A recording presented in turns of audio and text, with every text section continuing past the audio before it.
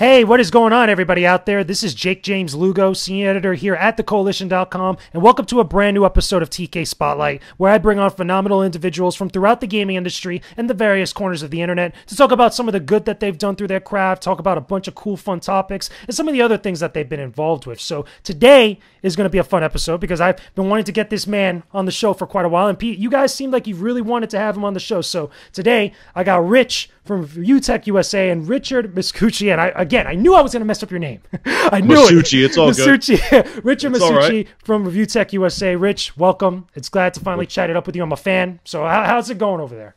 It's good, man. It's going real good. Yeah, I apologize about this taking forever for get on here, but I'm glad I'm here. Yeah, man, this is awesome. Now, you're right now, okay, you got a lot of good stuff going for you at the current moment with YouTube. You're going, right now, you're past 600K subscribers. Congratulations, which is pretty dope. Yeah, it's been a slow past month, to say the least, in terms of growth, but it's things are starting to pick up again, which is good. Yeah, which is really, really cool to see. And then also, again, you're going towards that 1 million. At least that's your goal. Are you trying to reach that towards by like the end of the year or like within the next couple of months? Like, where do you realistically see yourself breaking that 1 million mark? I don't know. The way it's going, man, it could be 30 years. It's just strange because my growth is all over the place. There's some months that are great, and there's some months that are terrible. Like I said, the last month has been terrible, but it still works though, because I still, I have a bunch of people that are I have a loyal fan base that they're awesome, and the show keeps going on. So when I get there, I get there. If I get there this year, great, which I don't think that's going to happen. Actually, I'm pretty damn sure it's not. And whatever, I just keep soldiering on, and I have a great fan base that supports me. Yeah, I mean, I would love to see it happen very soon because, again, I watch a lot of your content and I watch a lot of others that I feel like, they need to break past that marks because they do a lot of hard work, they do a lot of great content, and they give a lot of food for thought with some of their different varying opinions, even if you don't agree with them per se. Do you think that the erraticness of, like, the growth, whether it's, like, certain views on certain videos or even just the amount of subscribers you get from month to month, is that mostly due to the topics you cover? Because you cover a lot of stuff in your ReviewTechUSA videos. I'm sure it is. I'm sure, because I'll go over politics, and I have very strong opinions on politics, and there's a lot of people that are straight up dislike me because of my opinions, and then I'll do a lot of tech news, and then I'm starting to do more reviews, and then I actually have a couple of reviews that are recorded that are in the pipeline.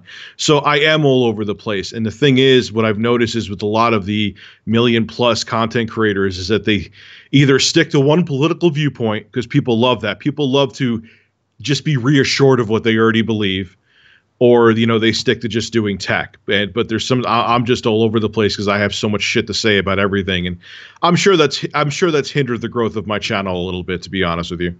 But I think it's also good because, again, you offer a lot of different stuff for multiple types of people. Like, again, I don't just watch your channel, as a fan, just for specifically tech stuff or just for political commentary or just for gaming stuff. I feel like I'm going to get a little bit of, like, varying different things, every single day of the week. And I think that's pretty good. Do you sometimes find yourself struggling a little bit, to say one thing or to kind of formulate an opinion about a certain subject, again, that might be outside of your range that you normally don't do?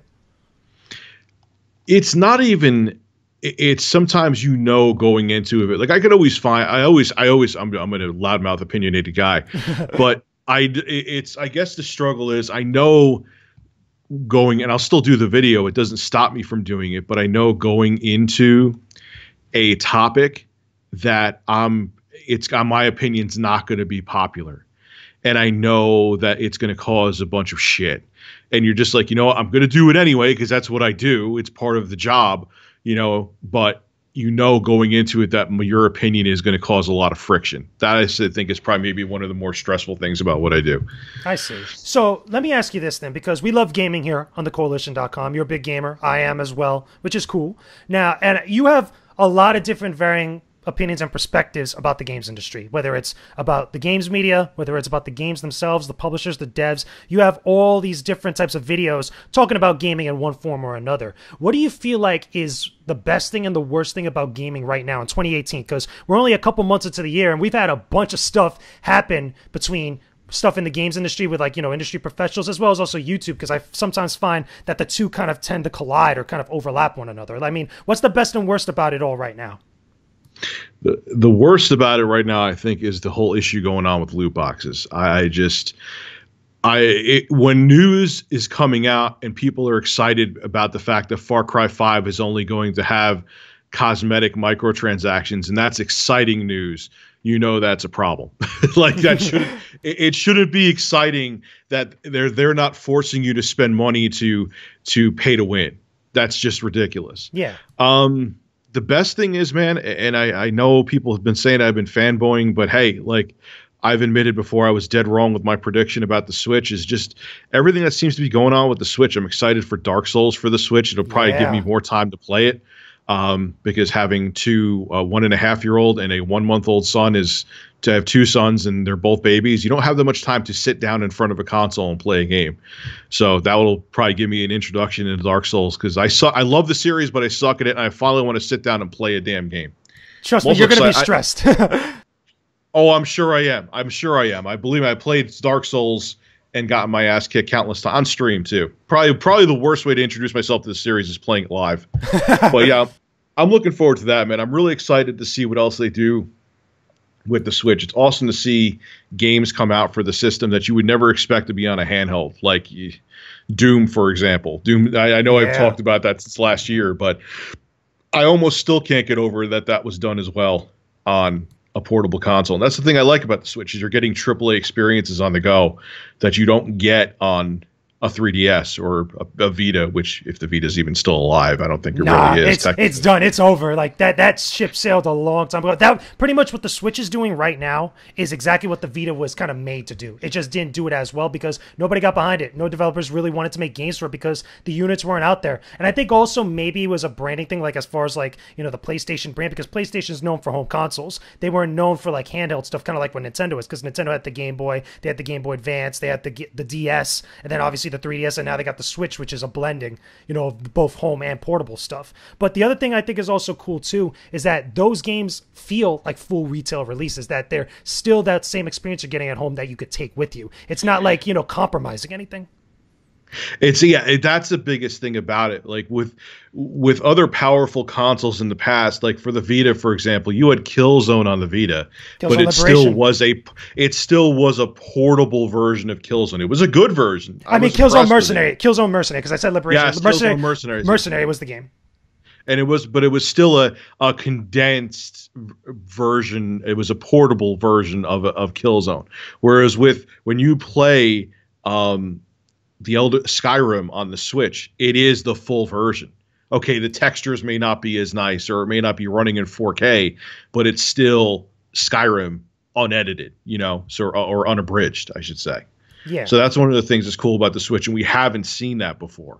Now, one of the things that I'm curious your thoughts on is because I'm still very critical and still very apprehensive about the online capabilities of the Switch. I'm not a fan of like how they're going about the online service. Even though I know it's going to be cheaper than both Xbox Live and PlayStation Network, I still feel like there's still a big question mark there as far as value and as far as like what you'll be able to do with it. I mean, the whole thing involving the mobile phone app with Splatoon 2 and all this other stuff just seems like extra steps. It's ridiculous, yeah, and it also seems like a very Nintendo stubborn thing to do. Like a very Japanese dev stubborn thing to do, or a Japanese company stubborn thing to do, I should say. And we don't get that here in America or even in Europe when it comes to like our online, our online infrastructure, our online games and stuff. And I feel like Nintendo has kind of outright either ignored or just purposely tried to be different in things that are proven to work well. I mean, any thoughts on that? What my concern is, and I wasn't, you know, I didn't engineer the Switch, so I'm not sure what the issue could be, is I'm hoping it isn't like a memory issue or a bandwidth issue. Because if you remember with the PS3, remember people wanted cross-game chat on the PS3? I remember that.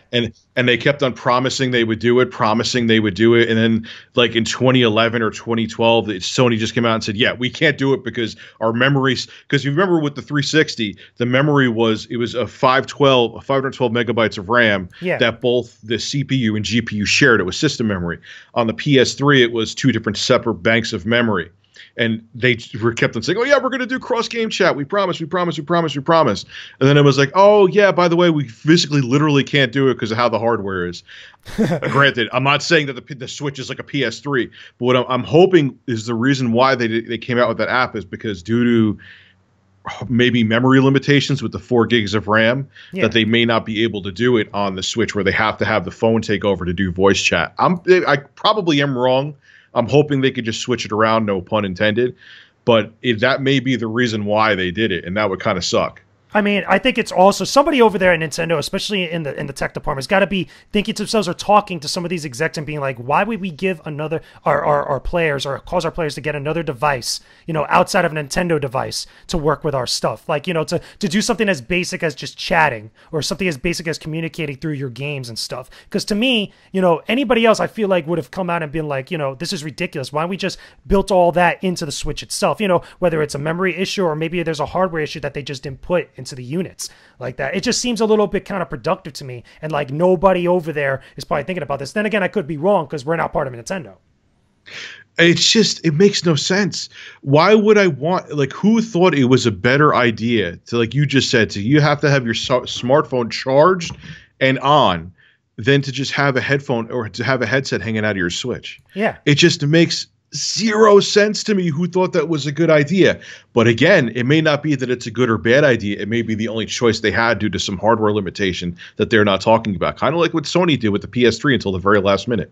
Yeah. So let me ask you this then, because I think this is also curious to Nintendo. When it comes to certain stuff that works, that companies tend to just drop or kind of just back away from a little bit. And for me with Nintendo, especially with the Switch, was Streetpass. I felt like the reason why, but outside of like a couple other reasons here and there about the Vita, the reason why the 3DS was such a bigger hit than the Vita to me is because it was a very social portable console. Because Streetpass allowed you to exchange data with other players that had a DS system or had a 3DS system in various different games, and you would get content with it. And the Vita did something similar with that, but it wasn't as good at it. It was a little bit much more complicated and silly. But it seems like Nintendo just outright just dropped that and completely just negated it and forgot about it. And I feel like that's something that's missing from the Switch that could have been something really awesome on top of an already solid unit.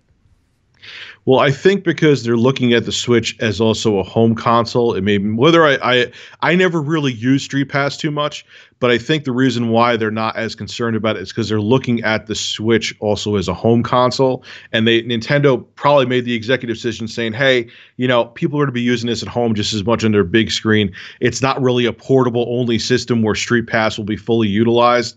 Maybe we don't need to have it in the system. I don't know if it's a good or bad decision. Like I said, I'm not sure, but I think that was their train of thought behind it, thinking, yeah, it can be portable, but it's also a home console. We really don't need Streetpass on there. Now, whether that was a mistake or not, we'll see in the future, but right now I think that's what they were thinking. Yeah, I just think it's like a missed opportunity. I felt like it would have been just extra icing on an already awesome cake like that. Yeah, wouldn't it have been? I'm sure it wouldn't have been hard to implement either. Yeah. I mean, the only other thing is that they got rid of, I think it was Miiverse at one point. Like, they totally just backed off from that and just dropped it like a bad habit. It's like PlayStation Home. Like, PlayStation Home, in essence, was an interesting idea. They just never got behind it. But it ended up being stupid, though. Yeah, it ended up being real stupid. I mean, in the long run. It was terrible. It was terrible. I think the reason why, I actually mentioned this in a video, that Miiverse, Nintendo wants to get everything away from everything to do with Wii. Because Wii now is black sheep. Anything to do with that is a black sheep when it comes to like Nintendo with the what happened with the Wii U. The Wii, even though it was a very successful product, many people consider it a gimmick. I mean, there were great games for it, but many people do consider it a gimmick. So Nintendo's like, yeah, with the Switch, we want to totally get away from anything to do with Wii, and me is part of the Wii concept. And I think they just wanted to sweep it under the rug, to be honest with you. Yeah, I agree. I think it's also, again, just the Wii and the Wii U brand, I think has become such a bad brand in hindsight now, because there was a lot of missed opportunities there, and just people just didn't gravitate to it as much as they were hoping with the original Wii, like the way that took off, because again, that was a totally different approach to the marketing and everything else. It just seems like, again, some of the good ideas that were there from that Wii era just were completely just forgotten about for the Switch. And I felt like that could have been just good to cherry pick little things in there, because I feel like the Switch would be even better.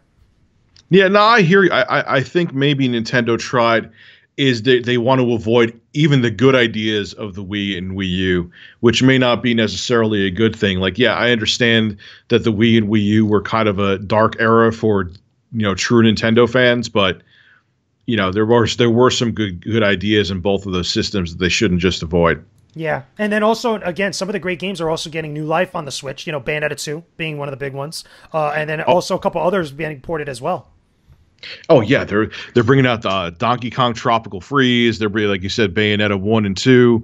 Yeah, they're bringing over a ton of them. Mario Kart 8 was another Wii U game. If I could talk today, there was also Legend of Zelda: Breath of the Wild was initially just supposed to be a Wii U release until they realized the system was dead. I think that was a good choice, though. That was a solid choice because that's Zelda. Actually, well, they kind of did the same. I mean, granted, the GameCube wasn't anywhere near as much of a failure.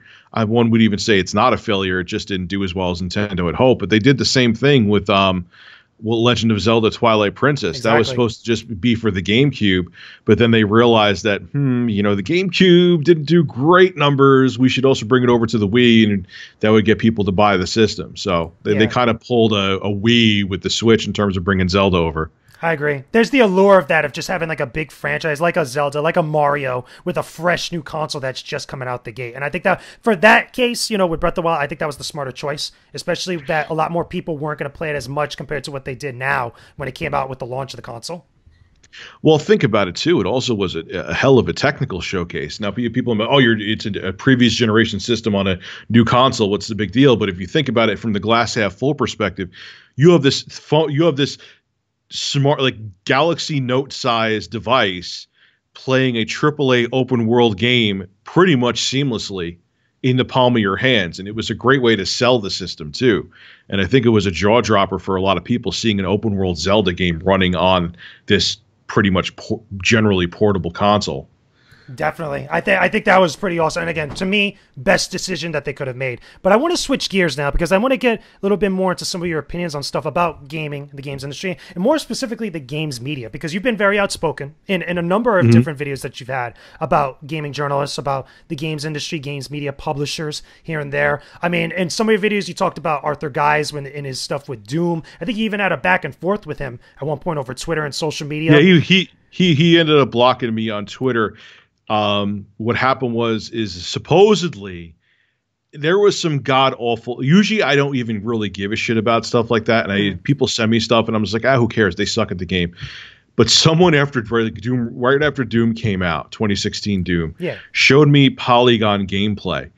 And it honestly looked like the person never picked up a controller in their life. And I remember thinking to myself, these people are supposed to be journalists, and they're showing this. Like, that was like supposed to be a sizzler reel of Doom at the time. Yeah. So everyone's like, that was Arthur Guise play. And so, I was like, dude, that's ridiculous. That's the worst gameplay I've ever seen. And he responded to me saying, oh, no, that wasn't me actually play. Here's gameplay of me playing, I think, from E3 2015. It was before Doom was released. At the pre-event. I'm like, oh, okay. Yeah, I'm like, oh, yeah, all right, that's much better. I was like, look, man, if that was actually you, I do apologize. I got misinformation. Before I even say that, he blocked me. And I'm like, seriously? When people say I suck at games all the time, do I block them? I mean, I do block people on Twitter. Don't get it twisted. There's some fucking jackasses on that website. You know what I think it is, though? You know what I think it is, though, Rich? And I'm curious because there was also the thing with Dean Takahashi, what happened with Cuphead, that a lot of people made a big deal about. Because God, the way he was that was cringy. Do you think that this animosity, because, again, I talked about this a little bit with Monday Matt when I had him on the show, and I also had Colin Moriarty and even Ben Kuchera from Polygon a while back talking about some of this stuff. And I'm always curious at the different perspectives from various different people at various different points of the industry, whether they're industry people as far as like journalists and media people, or if they're just content creators or commentators like yourself, like Monday Matt, etc. Because I feel like you get a bunch of varying different answers because they're all seeing it from different eyes. In your case, why do you think it is that there's this animosity with gaming journalists, or just journalists or media people or people that are part of the industry that aren't necessarily the content creator? Is there like a rebellion factor there, or is it that, people trying to be edgy, or is there really a problem that needs to be addressed from a lot of people? Well, the first time I ever noticed a problem was due to when Gamergate was a big thing. And there was literally videos made showing people from like the LGBT community, white, black, different nationalities, different, sexual preferences, saying that I'm part of Gamergate. And it was people saying, look, okay, there's always that fringe,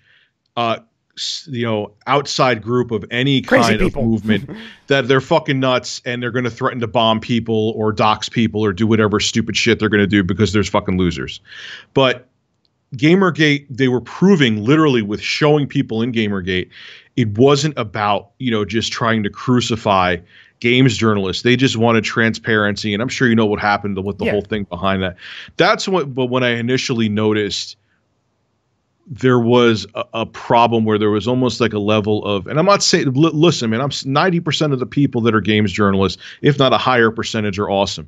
But there is that other subgroup in the games journal, like whatever website they work for, that there's almost like a level of elitism going on. Yeah. You know, and I think that's where the animosity came from, because there was a time that you had journalism websites just labeling everyone in Gamergate as, you know, a 30-year-old man-child who's still a virgin living in his parents' basement. And I literally had proof that that's not true. So that's where I think the animosity initially came from. So let me ask you this then. Oh, I'm sorry to cut you off, but I want to ask you this because you brought up a good point, because, you know, 90% or however many people that are games journalists, myself included, aren't doing stuff like this, that aren't being jerks to the audience or to the reader or saying things about it. Like, obviously, Monday Matt, when I had him on, he brought up the whole thing about the articles coming out that says that gamers were dead. And I know I talked a little bit about that with Colin Moriarty. He said, like, that was the wrong thing to do. I remember back in that time, I agree. I was in New York Comic Con and I talked to Colin Moriarty in person, and he was saying, like, you know, it was wrong for people to come out and start doing stuff like that because there was no conversation.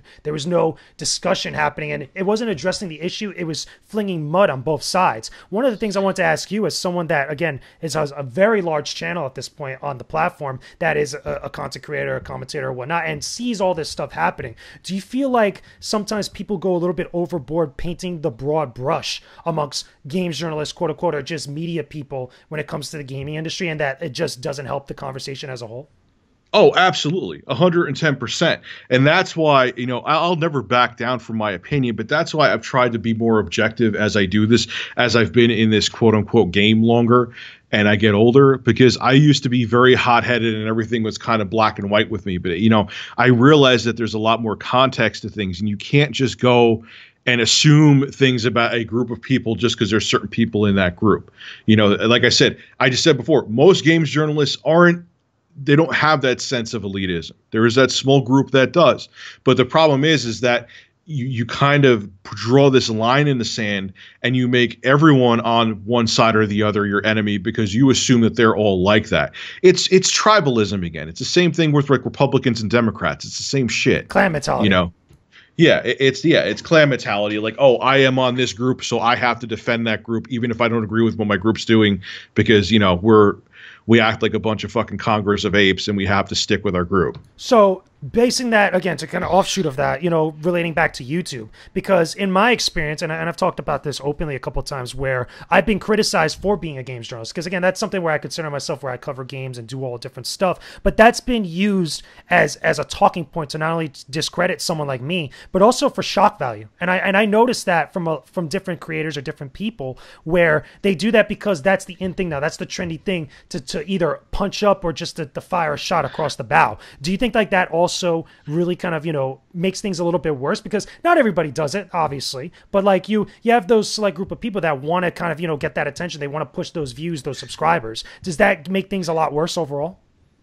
Oh, it makes things a lot worse with anything. I mean, it's just like when people use the word cuck or snowflake, or now the new thing is soy boy points or stupid shit like that. That doesn't even sound like a good word. That sounds dumb. It's a way to I was watching Joe Rogan and it kind of fits it perfectly, man. It's like when someone gets up, like if you have a political commentator like Ben Shapiro or whatever the case may be, it doesn't matter, left, right, independent, they get up on stage and it's almost like a press rally. And what happens is it's to amp people up. So they could say, you know, I don't like wiping my ass, and they cheer and everyone's like, yeah, I don't like wiping my ass either. It's like, what are you agreeing with? You don't even know. And I think that's the thing that happens, is like when you use these key words or anything, people aren't thinking objectively. They're just going along with the crowd. Like, yeah, he's a cuck. You're right. Screw that fat cuck. And it's like, what are you talking about? Like, why don't we talk about the issue instead of throwing names at each other like we're 12? And why don't we have a conversation, basically? Yeah, the dialect breaks down. And that's why I'm kind of like these rallies that you see, like Milo Yiannopoulos going out, if anyone still considers him relevant, or Ben Shapiro, or anybody. I can't even think of someone on the liberal side. They do them. The Young Turks do them too. So is that it's not about objective thought. It's about just saying what you want to say and having the crowd agree with you. And that's the thing I don't like about those words either. It's just like you don't talk about the argument at hand or the situation at hand. You say a word, everyone cheers you on. And it's like, yeah, he sure got him. And it's like, what are you talking about? No one even had a conversation. You just called me a fat liberal cuck, and then that was it. So you know, to tie that also to another one, because I think another word or another phrase that a lot of gamers over the last few years have been really very split about for one reason or another, and that's the word feminism. You know, that's the feminism ideology and stuff. And while personally for me, and again, I have to build in the full disclosure section of this, so bear with me here. In the past, I've tried to invite Brianna Wu, I've tried to invite Anita Sarkeesian, I've tried to invite Zoe Quinn, and I've tried to, and I've even tried in the past to invite Christina Hoff Summers to come talk about this type of stuff here on the show. So as a I was full surprised disclosure, she didn't go on, but okay. yeah, she never responded to me, and I'm hoping, you know, we could get in contact something, but that's a story for another time. But the reason why I bring that up is because in gaming, specifically the games industry, and in the greater gaming community, which is YouTube, Twitch, and everywhere else, feminism and just, you know, feminist ideologies tend to be kind of almost bastardized in this case over the last few years for one reason or another, whether it was things that happened in the news, whether it was individuals that people had a problem with, or other things and events happening here and there. What I find, though, is that stuff like that has been so skewed and it's so aggravating to some people that they've lost all sense of their original meaning or what they actually are, and it's become something that it's not. I mean, do you feel like, you know, feminism, quote unquote, or things of similar nature in relation to gaming would ever kind of like get like a better type of outlook, or that they won't be so volatile when the discussion comes up about them? This is why the like Anita Sarkeesian tropes in gaming, feminist frequency, drives me insane, because there are reasons for feminism to exist. Yes, there are sexist men out there. Yes, there are men that treat women like crap. But feminist frequency, Anita Sarkeesian, that whole tropes in gaming thing, tried to look for sexism where sexism didn't exist. And they actually took, Anita Sarkeesian took the word feminist, dragged it through the mud, used it to wipe her ass. And now anyone who considers themselves a feminist, even if they're a sound-minded, logical feminist, like I consider I do the Richard Red podcast, which, yes, we're going to continue that one day. I know people are going to ask about it. By the way. Yeah, thank you. Like Liana considers herself a feminist, but she's a sane one.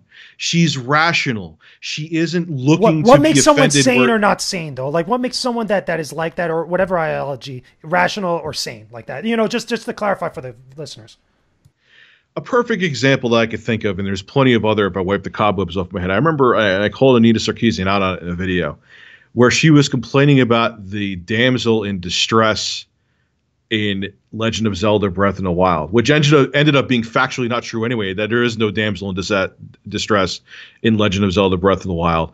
And everyone called her out on it. There's been other examples she's given. I think it was Thunderfoot, who she was talking about how in a game, what was the Hitman, where you're in a room and she tried to make it like one of the goals was to knock out and beat up strippers in the room, and that had nothing to do with what the objective. She looked for an objective that didn't exist.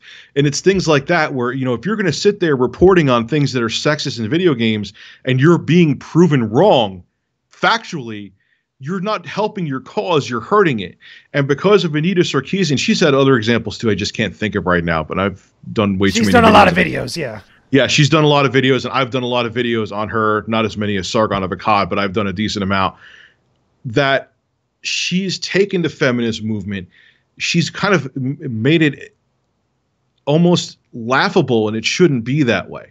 You know, so when there's someone who's a sound-minded feminist like Liana, as soon as she considers herself a feminist, everyone kind of puts her in the same ballpark as Anita. And I can tell you right now, Liana is not in the same ballpark as Liana, excuse me.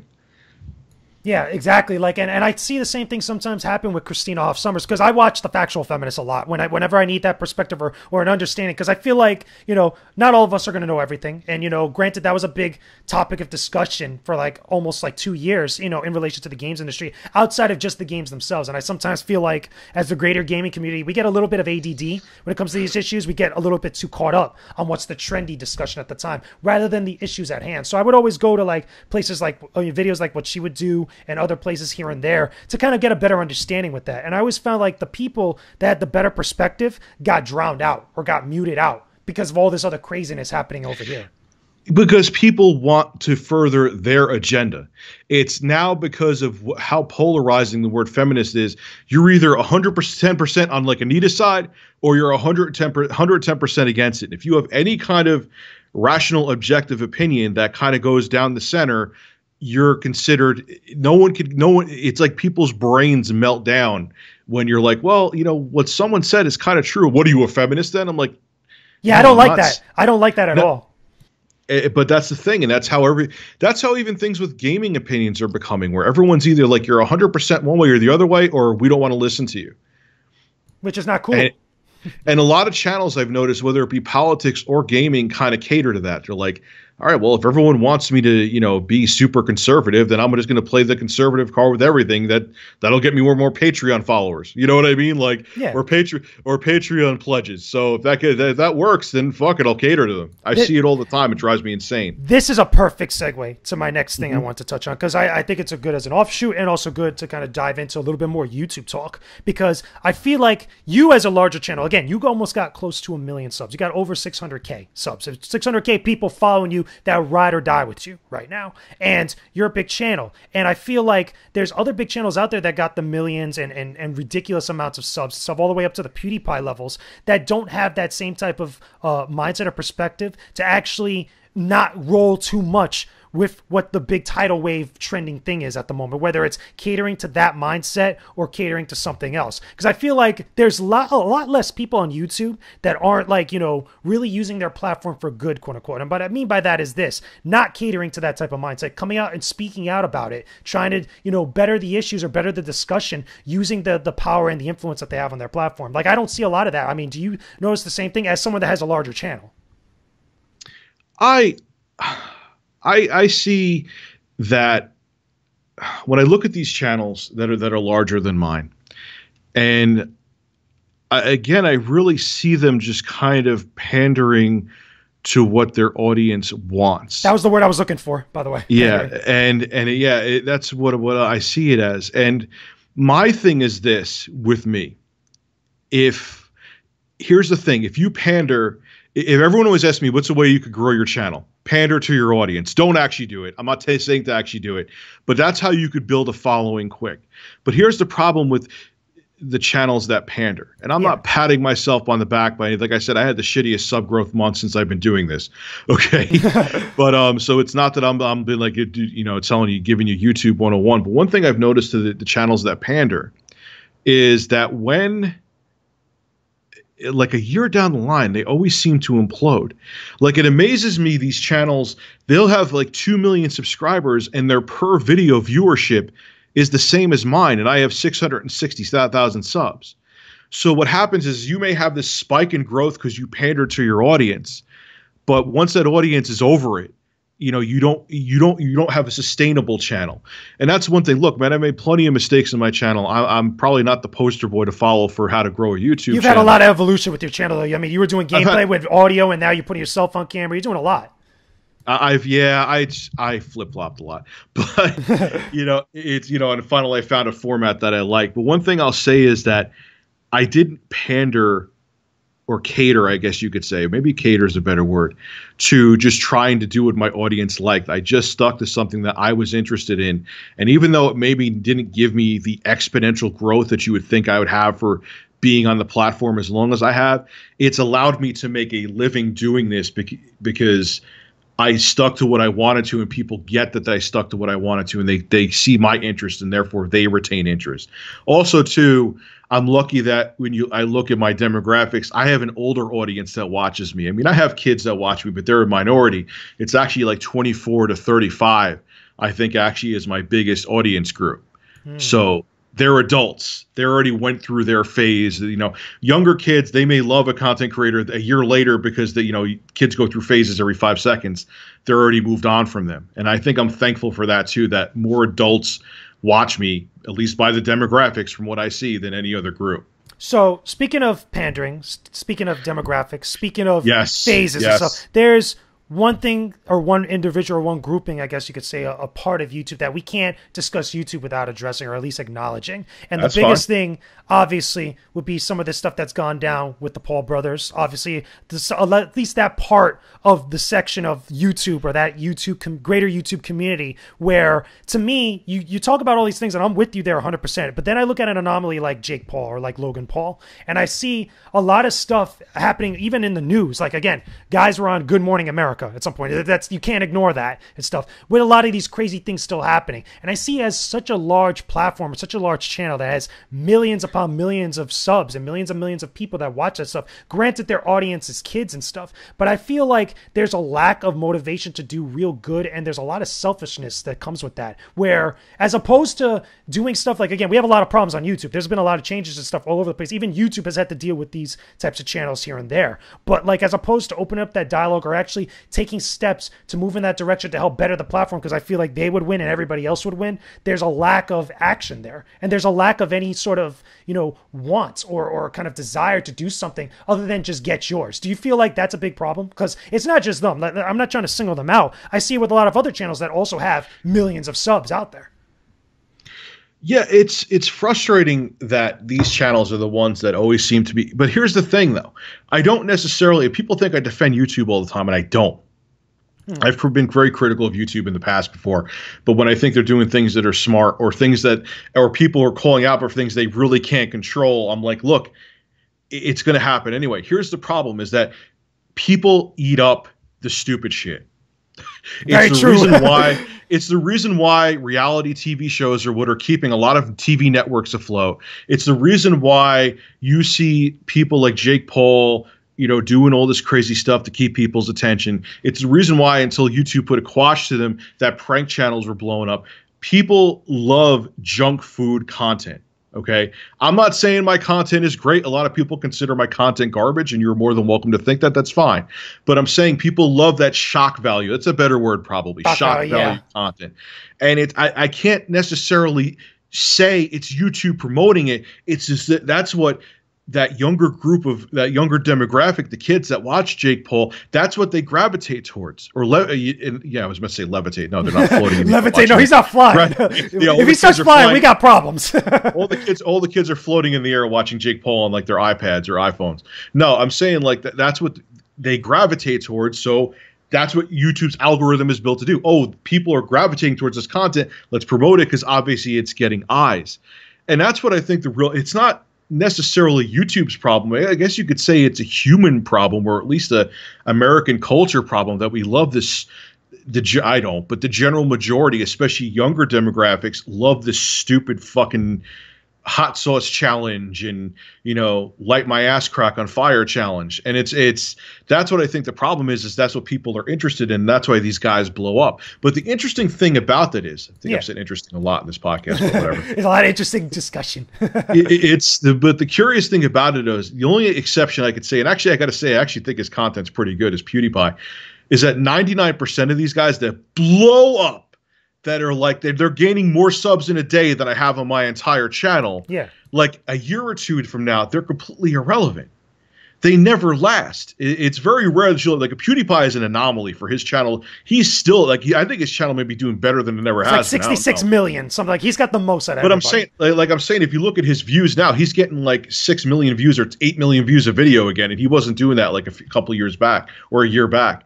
But yeah, a lot of these channels just kind of, they get big really fast and everyone's talking about them, and they could make a video of them, just staring at a wall for 10 seconds and it gets 2 million views.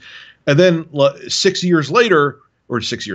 months later, they're forgotten about. They can't get 10,000 views of videos. So let me ask you this then, because there's a funny thing that we should acknowledge that comes with that. Is like when that dip starts to happen, or that drop in relevancy, we also start to notice them start to do much more shocking things. Like, for example, Jake Paul, I think tased, or was it Jake Paul or Logan Paul? He tased a rat. Like no, it was Logan Paul. I think he tased a rat after doing the Suicide Forest video, which is what, again, started a lot of this discussion in the first place this year. But like, you see stuff like that. Is it YouTube's responsibility to really kind of, not crack down, but try to do stuff to address things like that so it doesn't become such a big deal and that becomes representative of the platform itself, for all people on YouTube?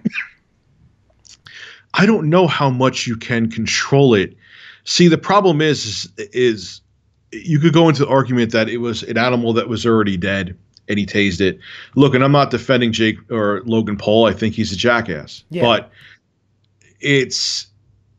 you don't want YouTube. Here's the thing. If YouTube becomes super draconian on stupid shit like that, then it could be a slippery slope, and then it could come down to us, and that could be a big problem. It's kind of like, it's really tough to explain. There's this balance that they have to play. And that's why I kind of defended Susan Wojcicki's position on like, look, okay, he's done dumbass shit and they suspended his ads for a while. I know they're back now. But he hasn't done enough to be kicked off the platform. And everyone got pissed off at me for agreeing with her, but I still agree with it. Because if you start going that strict, then they're going to start cutting off like 80% of creators. Then you go to the other extreme on top of that. Yeah, exactly. And you don't want them, like I also even feel, and I talked about this before on my channel, that as much as I think Alex Jones is another jackass, I actually think he's a dangerous jackass, to be quite honest with you. Yeah. I don't think he should be kicked off the platform, because I'm telling you right now, if they actually kick him off of YouTube, he's going to flip that into a super marketing campaign for himself where I'm being censored, so buy more of my dick pills. And it's then he's going to play it as being a martyr and people are going to buy into it. And makes the problem worse. A lot worse. Yeah, it's going to fortify his agenda.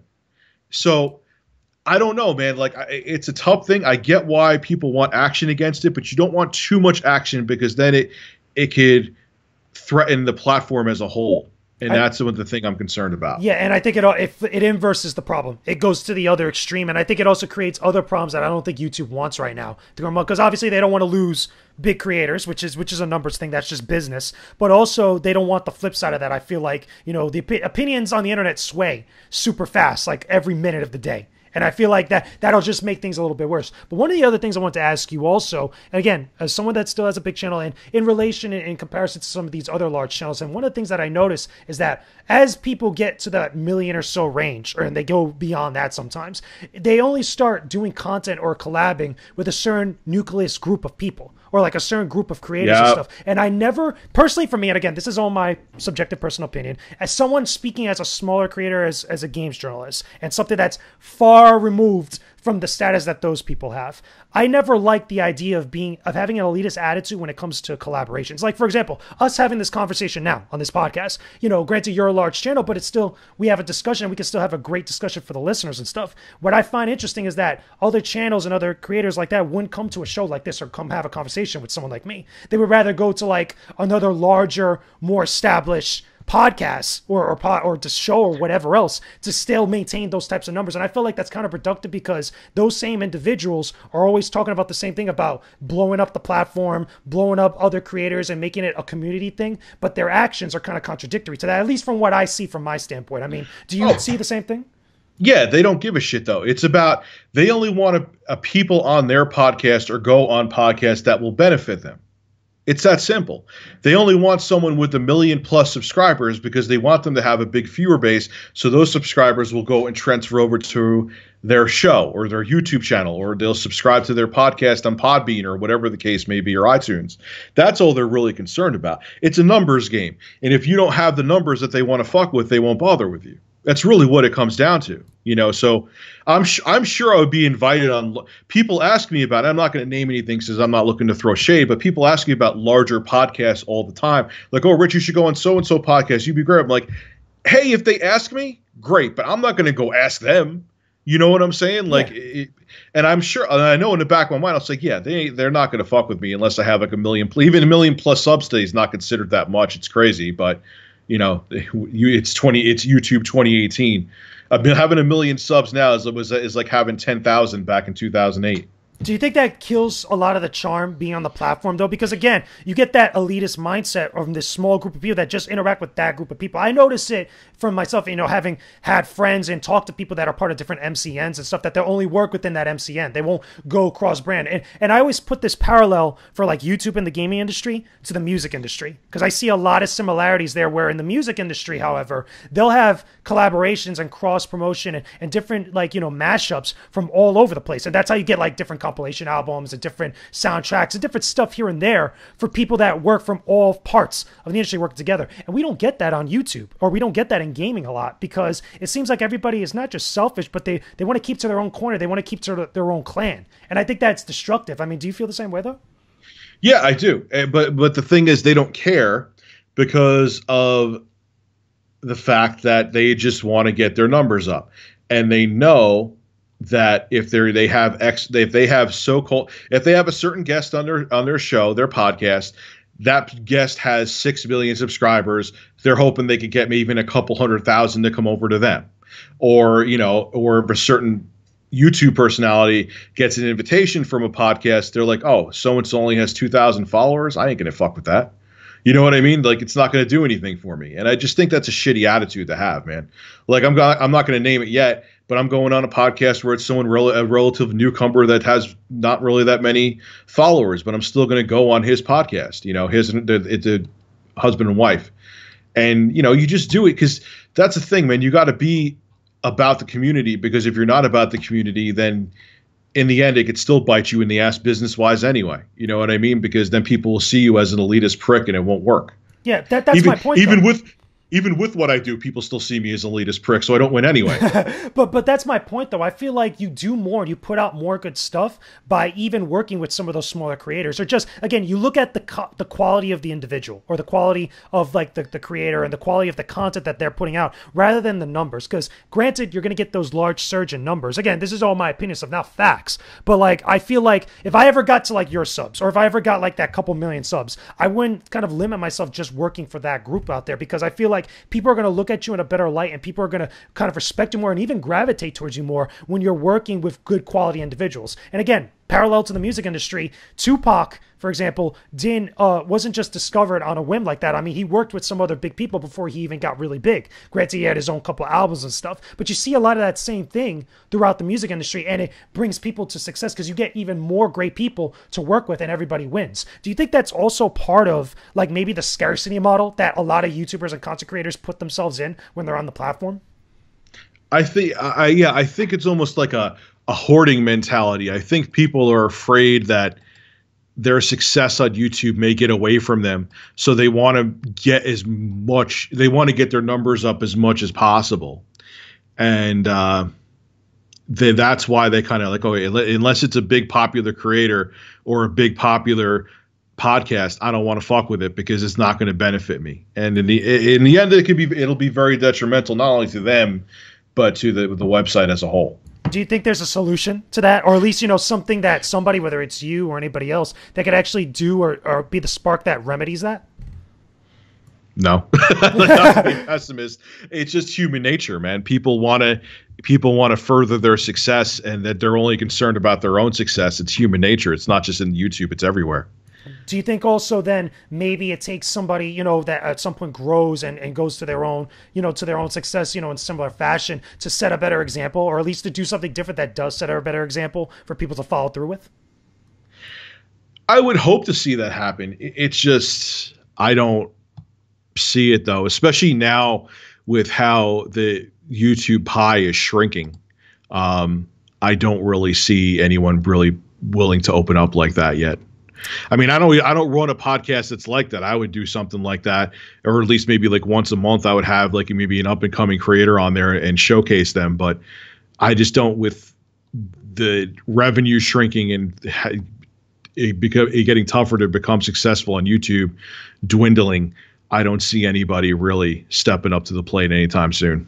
Yeah, it's rough out here in these digital streets. Real talk. It's even for larger channels, it's rough out here. Yeah. So we're coming to the point where we're getting ready to wrap up the episode. So we come to the point where I ask the same question that I ask everybody who comes on the show as a special guest, and this will be no exception. So what is one thing that you feel like, Rich, that you could tell everybody that's listening to this episode now that could give them something that they could walk away from here, either gaining something, some food for thought, or something that they could walk away with that they feel like they got something out of listening to this episode, to this whole conversation that we've had? It could be anything that from your mind. Whether it be YouTube or whatever kind of path you want to take, do something that makes you happy and don't do something that caters to other people. Because if you do something that you enjoy, then people will follow. And this doesn't just apply to YouTube, it applies to everything. Because if you're looking to do something just to become successful and get fame or get money, you're going to get sick of it because it's not something you're truly passionate about. If you're truly passionate about it, it's when you're going to deliver the best quality and people will come gravitate towards you anyway, whether it be music or you want to be a chef or you want to be an engineer or whatever the case may be. Do what you want to do and the people will follow. Don't do what you think you need to do to have people follow you.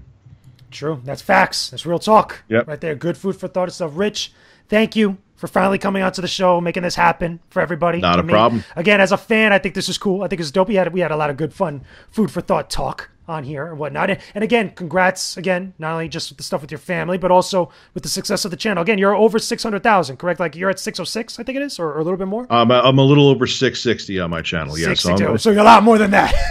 Yeah. It's going, I mean, like I said, man, growth goes up and down, but I still have a very dedicated group of subscribers that support me, and I think they're all awesome, and it's because of them that I'm still doing this, so. That's very cool. That's very, very dope. Now, where can everybody find you besides YouTube? It's ReviewTechUSA on YouTube.com. Where else can everybody find you on social media? You can find me at Twitter at TheRealRTU. You can also find me on Facebook. Just look for ReviewTechUSA. I'm also there as well. Very cool. Are there any other like interesting stuff you want to leave everybody with that you might be working on, very soon? I know you said you were going on a podcast at one point, but like any other like video projects and stuff that you got in the works to tease everybody about? I got some reviews coming up that I'm going to be collabing with someone again. I'm going to be working with them on next week. And as of now, I got a couple other projects here I'm actually going to be working on after this, and that's pretty much it at the moment. I'm going to be on another podcast this Saturday.